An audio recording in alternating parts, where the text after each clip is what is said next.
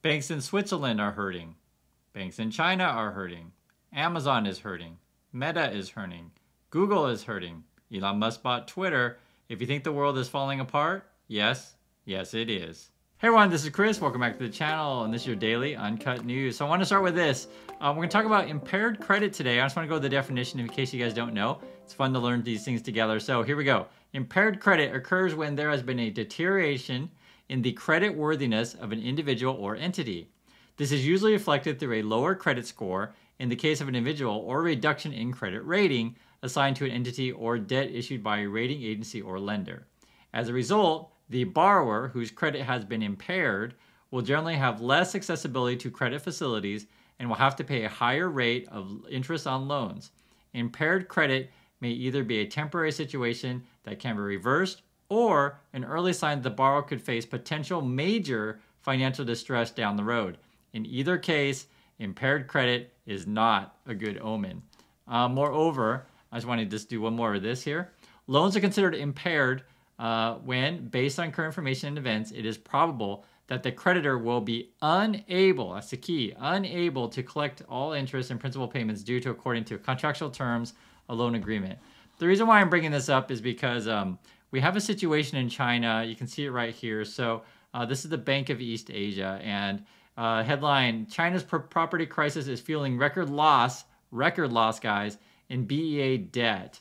And you go down and take a look at this here, and it's essentially we've been talking about every time we check on the Evergrande situation, the real estate situation in China, it seems to be getting worse, or it's always bad news.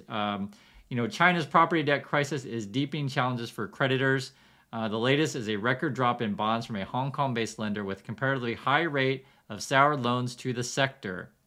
Almost 9%, read that again, almost 9% of Bank of East Asia's loans to Chinese property developers were likely impaired as the end of June 30th.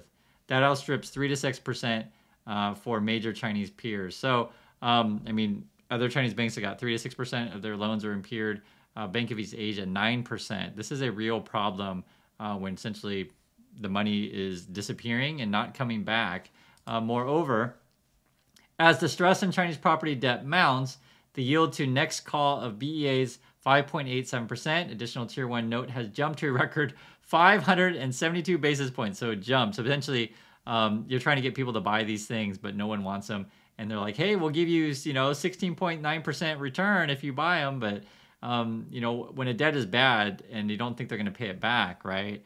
It's basically junk. It's sort of like the 08-09 crisis where they were trying to pass off junk loans to other banks and try to hand off the debt. But, I think people know what's going on, and homie don't play that. This is a real problem, guys. We're talking about real estate, and, we're all connected. We'll keep going through here. Those increases make BEA stand out even as they raise concerns about the broader risk to other lenders with exposure to the country's troubled property sector. Yes, broader risk to other lenders. Such bonds are the riskiest type of bank debt that could either be converted to equity or written down to absorb losses in time of stress. So it looks bad because it's not just China, it's Credit Suisse as well. You guys can see this. And the reason why I'm talking about impairment here, if you read the headline, Credit Suisse posts $4 billion loss ahead of crucial revamp. And you look at this, impairment, investment bank loss, outflows weigh on earnings. So bad loans is impairment essentially. They're bad investments and outflows, meaning people are pulling out their money. In fact, you can look at this here. The net loss of 4.03 billion francs, which is 4.08 billion in the 3 months through September, include a 3.7 billion impairment of deferred tax assets. So you're going to keep seeing that for an impairment. Nothing's good about this stuff, guys. So you got it. You got it, Credit Suisse. You got it with China. You also have China stocks selling off, right? China stocks in worst ever post-Congress rout as gloom persists. And it was funny because, the stocks crashed immediately. It was like on Monday. Came back up for a couple of days, and now they're crashing again today. It's Friday in Asia time, and there's just it's so unpredictable. And at this point, if you're betting on Chinese stocks, it's basically gambling at this point. Now, yes, there could be a return, but I myself, I'm risk adverse, and I just try to keep it real with you guys. I mean, I see the banks are melting down, and you see here like when people were saying, oh, invest in China, the growth is crazy. It just doesn't look to be that way. You can see here we're saying now we're seeing growth below 5%, according to economists projecting through 2024. A lot of this has to do with the lockdowns, and they just locked down Wuhan again, and we'll read this here together. A survey by Japanese bank Nomura found that a number of Chinese under COVID control measures now is around 232 million. So that means 232 million people are like under COVID lockdowns in China. That's a lot. That's like almost everyone in USA. USA, I think population is around like the 300 million mark.